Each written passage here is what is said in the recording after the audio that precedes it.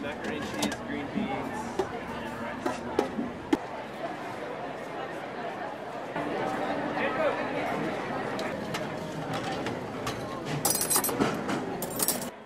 When the bookstore relocated to 2525 West End, we looked at this as an opportunity not only to add new concepts to our dining program, but also renovate RAND and try to make it more efficient and so forth.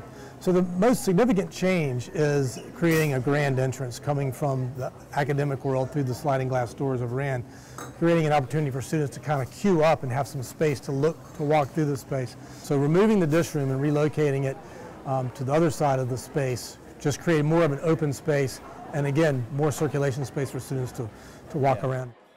Looking at the design, I think the design's really done really well, except the logistics of it is not good. The lines are a lot longer.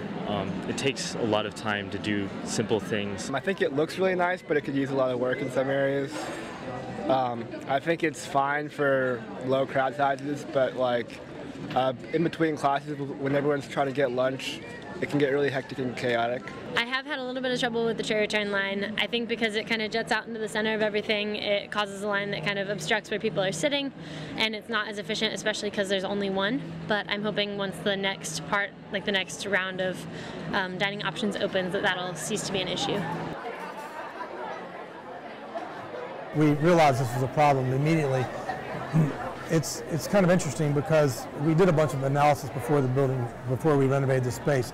So we used information on figuring out how many students actually picked up a tray and how many did not pick up a tray, how many students actually took their food to go and how many did not. So it was over 60% of the students actually took their food to go without a tray. So as it turns out, when we created a new serving area, we also strategically place trays along the serving line as a convenience for the students. What has happened in turn is more students are using trays and more students are actually using the plates because they're so readily available, hence the longer line to return your tray.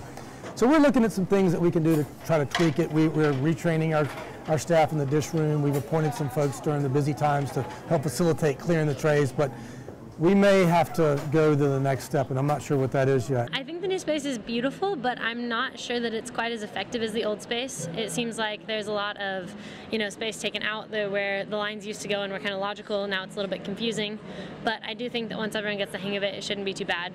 I'm a little upset that they took out the froyo and a few other things, but I guess we'll get over that. So.